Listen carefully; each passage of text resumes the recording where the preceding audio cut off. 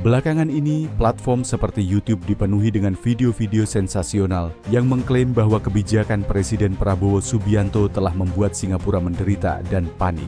Judul-judul yang bombastis seperti Eropa dibuat heboh Prabowo atau Singapura menderita akibat kebijakan Indonesia menarik perhatian jutaan penonton. Video-video ini seringkali disertai dengan narasi yang dramatis, seolah-olah Indonesia sedang memenangkan pertarungan ekonomi global dengan mudah. Tapi, benarkah cerita ini sesederhana itu? Atau ada lebih banyak lapisan yang perlu kita gali untuk memahami situasi sebenarnya? Sebagai warga Indonesia yang cerdas, kita tidak boleh terjebak dalam euforia semata. Klaim-klaim seperti ini, meski terdengar menggembirakan, seringkali menyederhanakan isu-isu kompleks menjadi cerita hitam putih yang menarik secara emosional, tetapi kurang mendalam secara fakta. Apakah kebijakan Prabowo benar-benar membawa dampak sebesar itu? Bagaimana sebenarnya kondisi ekonomi Singapura dan apa implikasi jangka panjang dari kebijakan ini bagi Indonesia? Mari kita telusuri fakta-fakta ekonomi terkini dan analisis mendalam untuk memahami dampak sebenarnya, bukan hanya dari sudut pandang sensasional, tetapi juga dari perspektif yang lebih objektif dan berbasis data. Pertama, mari kita bahas klaim bahwa kebijakan Prabowo dalam menyimpan sumber daya alam, SDA, akan menambah devisa Indonesia sebesar 80–100 miliar dolar pada 2025. Klaim ini terdengar sangat menggembirakan, tetapi kita perlu memeriksa faktanya lebih teliti. Data Bank Dunia menunjukkan bahwa ekspor Indonesia pada 2023 mencapai sekitar 292 miliar dolar Amerika Serikat dengan komoditas utama seperti batu bara, minyak sawit, dan gas alam. Kebijakan pembatasan ekspor SDA memang bertujuan untuk meningkatkan nilai tambah di dalam negeri melalui hilirisasi. Tetapi hal ini tidak serta-merta menghasilkan keuntungan besar dalam waktu singkat. Hilirisasi membutuhkan investasi besar-besaran dalam infrastruktur, teknologi, dan sumber daya manusia. Tanpa dukungan yang memadai, kebijakan ini justru berisiko mengurangi pendapatan devisa dalam jangka pendek, terutama jika permintaan global tidak diimbangi dengan peningkatan nilai tambah di dalam negeri. Selain itu, hilirisasi industri membutuhkan waktu yang tidak sebentar. Misalnya, untuk mengolah nikel menjadi baterai litium, Indonesia memerlukan teknologi tinggi dan kerjasama dengan investor asing. Tanpa itu, kebijakan ini berpotensi menurunkan daya saing ekspor Indonesia di pasar global. Kita juga perlu mempertimbangkan bahwa banyak negara yang bergantung pada ekspor bahan mentah, seperti Australia dan Brasil, telah melalui proses hilirisasi yang panjang dan berliku. Indonesia tidak bisa mengharapkan hasil instan hanya dengan membatasi ekspor SDA. Kebijakan ini harus diikuti dengan langkah-langkah konkret untuk meningkatkan kapasitas industri dalam negeri. Kedua, narasi bahwa Singapura menderita dan ketar-ketir karena kebijakan Prabowo mungkin terlalu dibesar-besarkan. Singapura adalah negara dengan ekonomi yang sangat diversifikasi dan memiliki cadangan devisa yang kuat, sekitar 340 miliar dolar Amerika Serikat pada 2023. Meskipun Singapura bergantung pada impor energi dan pangan dari Indonesia, negara ini juga memiliki alternatif pasokan dari Malaysia, Australia, dan Timur Tengah. Data dari Trading Economics menunjukkan bahwa pertumbuhan ekonomi Singapura pada 2023 memang melambat menjadi sekitar 1,1%. Tetapi hal ini lebih dipengaruhi oleh faktor global seperti perlambatan ekonomi Cina dan kenaikan suku bunga ASE. Bukan semata-mata karena kebijakan Indonesia. Singapura telah lama dikenal sebagai negara yang mampu beradaptasi dengan cepat terhadap perubahan global. Mereka memiliki sistem ekonomi yang fleksibel dan kebijakan yang responsif, sehingga tidak mudah menderita hanya karena perubahan kebijakan dari satu negara. Mengenai klaim bahwa hampir 60% kebutuhan gas alam Singapura berasal dari Indonesia, hal ini memang memiliki dasar fakta. Singapura memang mengimpor gas alam dalam jumlah signifikan dari Indonesia, terutama untuk memenuhi kebutuhan energi listrik dan industri. Namun, penting untuk dicatat bahwa Singapura tidak sepenuhnya bergantung pada Indonesia. Negara ini juga memiliki kontrak jangka panjang dengan pemasok lain, seperti Malaysia dan Qatar, serta terus mengembangkan sumber energi alternatif, termasuk energi terbarukan dan LNG, liquefied natural gas, dari berbagai negara. Selain itu, Singapura telah berinvestasi besar-besaran dalam infrastruktur energi, termasuk terminal LNG dan jaringan pipa gas regional, yang memungkinkan mereka untuk dengan cepat beralih ke sumber pasokan lain jika diperlukan.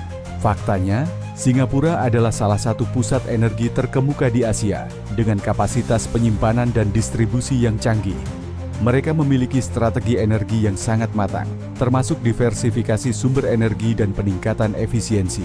Jadi, meskipun kebijakan Indonesia mungkin menimbulkan tantangan jangka pendek, Singapura memiliki kemampuan untuk menyesuaikan diri tanpa mengalami penderitaan yang dramatis, seperti yang digambarkan dalam narasi viral tersebut.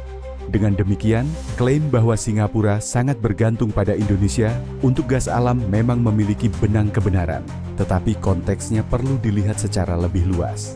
Singapura bukanlah negara yang mudah terjebak dalam krisis hanya karena perubahan kebijakan dari satu pemasok. Mereka memiliki rencana cadangan dan fleksibilitas yang memungkinkan mereka untuk tetap stabil meskipun menghadapi gangguan pasokan.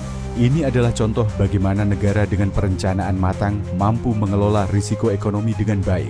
Oleh karena itu, narasi yang menyatakan Singapura ketar-ketir atau menderita karena kebijakan Prabowo mungkin lebih bersifat hiperbola daripada fakta yang sepenuhnya akurat.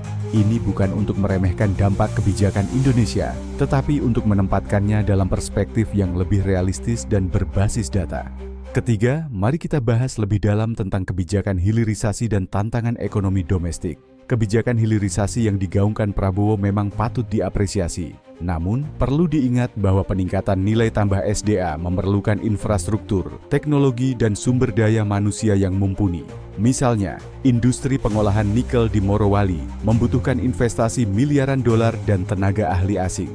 Jika tidak dikelola dengan baik, kebijakan ini justru berisiko menciptakan ketergantungan baru pada teknologi asing. Selain itu, peningkatan hilirisasi harus diimbangi dengan pemerataan pembangunan. Saat ini, sebagian besar industri pengolahan terkonsentrasi di Jawa dan Sulawesi, sementara daerah lain masih tertinggal. Tanpa pemerataan, kebijakan ini berpotensi memperlebar kesenjangan ekonomi antar wilayah. Pemerintah perlu memastikan bahwa manfaat dari hilirisasi dirasakan secara merata oleh seluruh rakyat Indonesia, bukan hanya oleh segelintir pihak. Keempat, target swasembada pangan pada 2027, terutama untuk beras, patut diacungi jempol. Namun, data Badan Pusat Statistik (BPS) menunjukkan bahwa impor beras Indonesia pada 2023 masih mencapai 1,2 juta ton. Tantangan seperti perubahan iklim, alih fungsi lahan, dan produktivitas pertanian yang stagnan harus diatasi terlebih dahulu. Selain itu, swasembada pangan tidak hanya tentang beras. Indonesia masih mengimpor gandum, kedelai, dan daging sapi dalam jumlah besar. Tanpa strategi komprehensif, target ini berisiko menjadi sekadar wacana. Pemerintah perlu fokus pada peningkatan produktivitas pertanian, pembangunan infrastruktur pertanian, dan pemberdayaan petani kecil. Tanpa langkah-langkah konkret ini, target swasembada pangan akan sulit tercapai. Kelima, peluncuran Bank Emas oleh Prabowo adalah langkah inovatif untuk menjaga stabilitas nilai tukar rupiah. Namun, perlu diingat bahwa harga emas sangat fluktuatif dan dipengaruhi oleh faktor global seperti suku bunga Amerika Serikat dan geopolitik. Bank Emas juga memerlukan manajemen yang transparan dan akuntabel untuk mencegah penyalahgunaan. Pemerintah perlu memastikan bahwa bank emas ini dikelola dengan baik dan manfaatnya dirasakan oleh seluruh rakyat Indonesia. Selain itu, bank emas harus menjadi bagian dari strategi ekonomi yang lebih luas, bukan sekadar proyek simbolis. Keenam, kita juga perlu mempertimbangkan dampak kebijakan ini terhadap hubungan internasional Indonesia. Kebijakan pembatasan ekspor SDA dan hilirisasi bisa menimbulkan ketegangan dengan negara-negara yang selama ini bergantung pada impor dari Indonesia, seperti Singapura dan China. Indonesia perlu menjaga keseimbangan antara kepentingan nasional dan hubungan internasional. Diplomasi yang bijaksana dan kerjasama yang saling menguntungkan akan menjadi kunci untuk memastikan bahwa kebijakan ini tidak menimbulkan konflik yang tidak perlu. Terakhir, sebagai warga Indonesia, kita perlu tetap kritis dan realistis dalam mengevaluasi kebijakan pemerintah. Setiap kebijakan ekonomi memiliki trade-off, dan keberhasilannya sangat bergantung pada implementasi yang tepat serta dukungan dari semua pihak. Kita harus mendukung langkah-langkah progresif yang diambil oleh pemerintah, tetapi juga tidak boleh terjebak dalam narasi yang terlalu optimis atau pesimis. Indonesia memiliki potensi besar, tetapi tantangan yang dihadapi juga tidak kecil. Dengan kerjasama dan kebijakan yang tepat, kita bisa mewujudkan kemandirian ekonomi yang berkelanjutan. Jadi, apakah kebijakan Prabowo benar-benar membuat Singapura menderita? Jawabannya tidak sesederhana yang digambarkan dalam video viral tersebut. Kebijakan ini memiliki potensi untuk membawa manfaat besar bagi Indonesia, tetapi juga menghadapi tantangan yang tidak kecil. Sebagai bangsa yang besar, mari kita apresiasi langkah-langkah progresif ini, tetapi juga tetap kritis dan realistis dalam mengevaluasi dampaknya. Indonesia memiliki potensi besar, tetapi tantangan yang dihadapi juga tidak kecil. Dengan kerjasama dan kebijakan yang tepat, kita bisa mewujudkan kemandirian ekonomi yang berkelanjutan. Apa pendapat Anda?